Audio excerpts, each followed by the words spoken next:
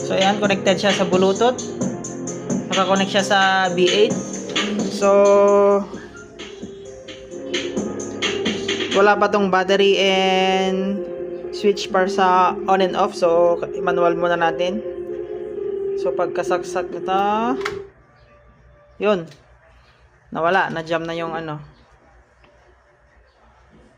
na-jam na yung Bluetooth. So tanggalin na ulit natin. Yan. So ayan, dito siya, naka-open siya sa Bluetooth.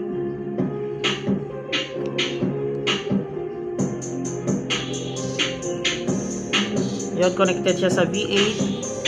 So pag inon yung Bluetooth jammer na ginawa ko,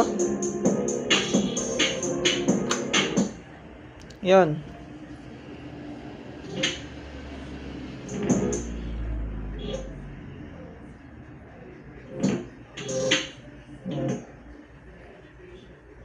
so yun lang guys, thank you for watching.